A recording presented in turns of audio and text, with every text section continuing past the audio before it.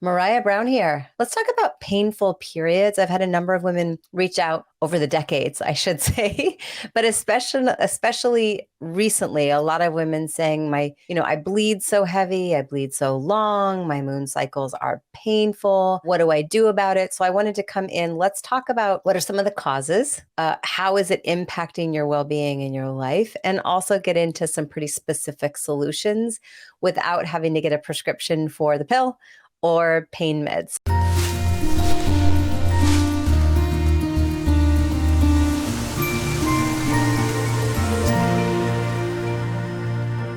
First, what are the things that I hear? Obviously, it's just so painful. Like it feels like something is ripping out of my womb. I'm doubled over. I can't go to work.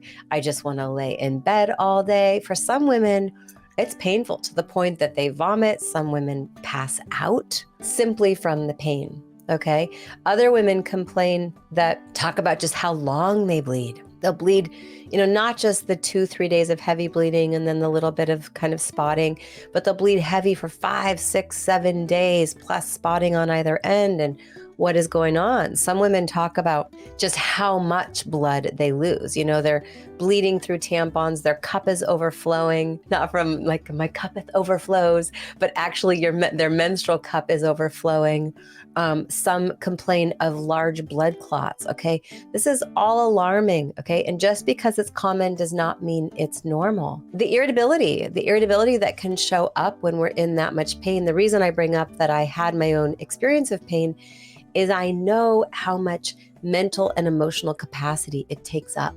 When we're in pain, there's not much room for patience with our loved ones, for clarity of thought and getting our day-to-day work done, keeping the house straightened up, all the things, the errands we need to run, right? And so sometimes when we talk about causes, call a spade a spade. Sometimes the cause is simply that you're just doing too much. You're not honoring the seasons of a natural moon cycle. Okay, the moon pulls tides, my friends. How can we assume it's not pulling on our bodies? That PMS week is fall. It's time to start really surrounding ourselves by our close loved ones that have our best interest at heart, eating warmer foods. And then in winter time, to slow down. If you've overcommitted and you've signed up for volunteering at school and presenting that project that you've needed to present at work and signed up for your marathon, can you reschedule? Can you set some boundaries and go, I'm in my bleeding time. What can I say no to? I also want to talk a lot about hormones. So for those of you that are in my space, you know that that's really my specialty. So estrogen, progesterone, and testosterone hormones being the big ones. Let's teach you a little bit about the menstrual cycle. The first half of the menstrual cycle is estrogen dominant. The second half of the menstrual cycle is progesterone dominant. So if we call day 1, the first day that you bleed, that's the week of winter. When you're done bleeding, then the body starts producing estrogen. Estrogen is what builds up that endometrial lining so that there's a bed in it, you're the center of your uterus, your endometrium, that prepares, if you're not on contraception, prepares for implantation if we get pregnant, right? We need to procreate to survive as a species. At least some of us do. And so that estrogen builds up in the first half of the cycle. Once estrogen crosses over a certain threshold, it stimulates hormones called LH and FSH to tell the egg, go ahead and mature, go ahead and ovulate, okay? Once we ovulate, ovulation is considered the main event. The main event is ovulation. After we've ovulated, the second half of the cycle is progesterone dominant. So if you are someone who has really heavy, painful periods, there's 2 things that I think. Number 1 is there's likely too much estrogen production in the first half of your cycle. And number 2 is there's not enough progesterone production in the second half of the cycle. There's all this endometrial lining being built up that then is sloughing off when you're bleeding, and it's a lot. And so a lot is coming out, okay? And progesterone kind of counteracts that. So when the progesterone's not spiking, maybe because you're not ovulating, or maybe because your body's not responding because you're under too much stress, you're not sleeping well enough, your diet is not the most ideal diet for you, You could really use some personalized supplementation. Estrogen dominance is one of the big things that I think of. So fibroids is another thing that can cause these painful periods. And same thing, if you've been diagnosed with fibroids, the first thing I think of is estrogen dominance. That might be that your estrogen is too high. It might also mean simply the progesterone is too low in relationship to the estrogen. So you might have gone into your provider and you got blood tests, which, oh, by the way, is not the way I like to look at hormones. But if you did, you got blood tests and they said, oh, your estrogen and your progesterone are fine. They're in normal range. But the question is, what about the relationship between the two? If there's a big gap, then maybe you really do have estrogen dominance in relationship to the progesterone. The other thing that I need to mention is the possibility of thyroid getting in the way. So if you have hypothyroidism, hyperthyroidism, subclinical hypothyroidism, so you've got painful periods, irregular periods, you're not ovulating, you're tired, all of a sudden your weight is really changing, your sleep is changing, hot and cold intolerance, maybe your hair, skin, and nails are changing. These are all things I think, maybe something's up with your thyroid. And once again, often we go into our mainstream primary care provider and they order our thyroid labs, which, listen, I was trained at Yale for my nurse practitioner program. I was taught you order something called a TSH with a reflex T4. That's probably what's been ordered for you. So your TSH officially might have been within normal range. They didn't even look at your T4, which is the actual thyroid hormone. And you were told, oh, nope, it's not your thyroid. When in actuality, there's a lot more to the story. Childhood trauma, like we don't get, it's not just physiology. Sometimes a woman comes into my space and her estrogen and her progesterone are spectacular. Her thyroid's phenomenal. Her adrenals are great. Her gut health is phenomenal. There's no inflammation in her body. And yet, what is going on here? Why are her periods still so painful? I think, okay, in one scenario, this woman continued to live a vegan diet. It took a lot, but I encouraged her to incorporate meat-based protein. Made a big difference for her. Another woman, it was childhood trauma.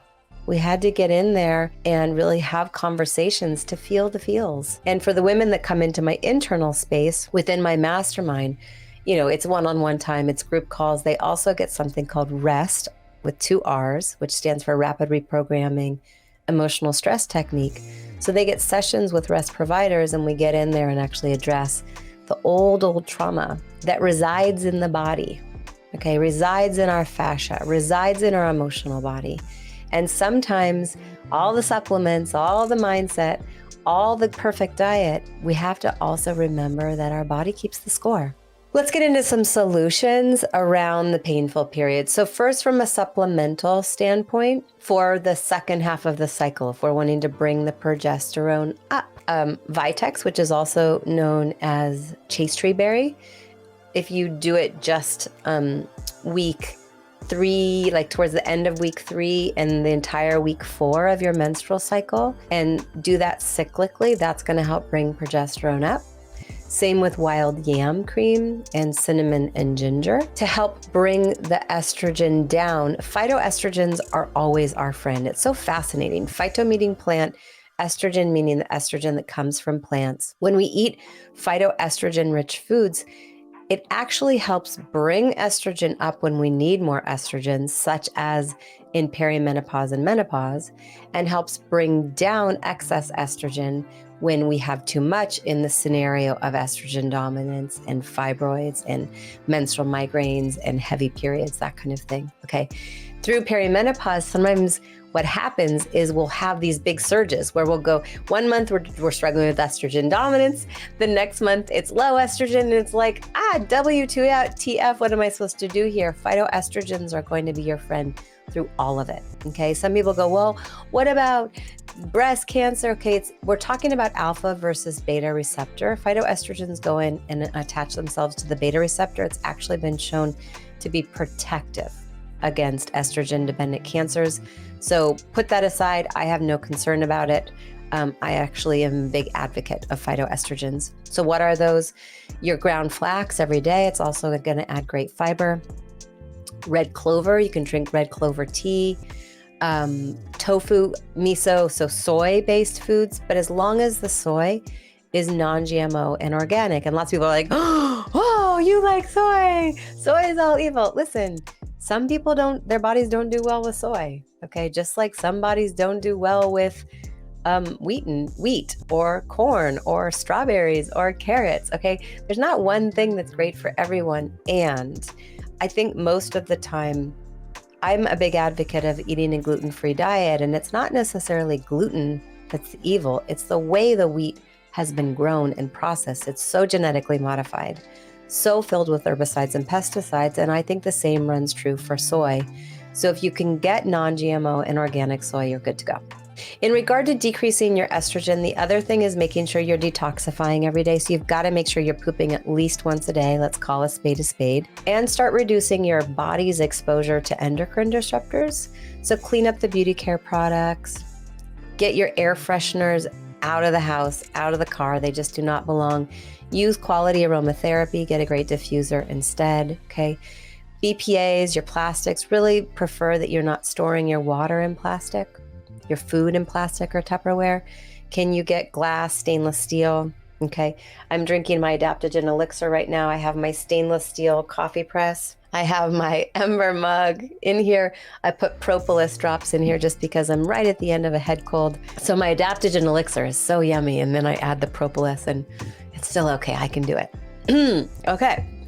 Laundry detergents, cleaning supplies. Okay, there's a lot that we can do to decrease those endocrine disruptors. Look through and make sure that there's the word fragrance isn't in your beauty care products. Phthalates, parabens, right? We really want to do concerted effort to reduce our body's exposure to these because they mimic estrogen and spike the estrogen in your body.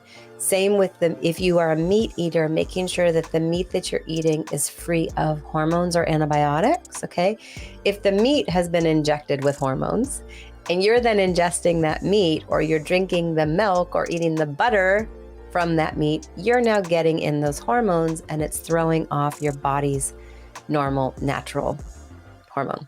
Okay, so now we often have hormonal imbalances, estrogen dominance being the big one. Now, estrogen dominance, I hate to break it to you, but in that scenario, we really do have to be concerned about the estrogen-dependent cancers like breast, colon, ovarian, uterine. Okay, so really, truly, this is about helping you not have such painful periods, but I also want to help prevent the real nasty stuff that can happen with estrogen dominance and help reduce your fibroid size and help you get pregnant if you're wanting to get pregnant, and set you up for an amazing experience of perimenopause and menopause. And oh, by the way, if you're wanting to lose some weight, often as you help your body detoxify and the body feels safe at a cellular level, then when the toxins go, often the excess fat goes as well.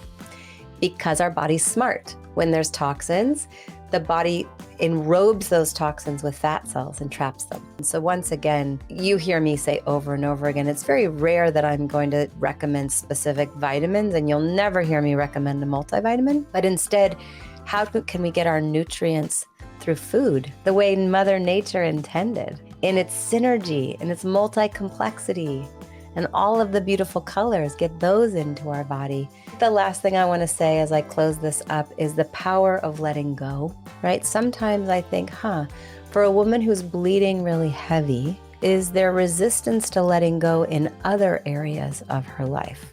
Is she resisting feeling emotions? Is there grief? Is there not listening into the intuition?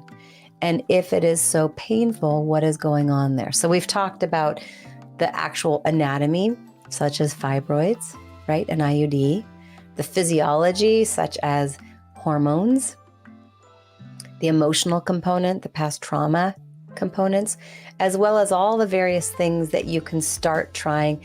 Now, listen, I've given you a laundry list. Hopefully you don't feel overwhelmed, right? Just start out with one or two things, see how it goes. And until next time, cheers to your journey of feeling totally energized, turned on by your life, your lover, and yourself, and knowing that your hormones are rocking.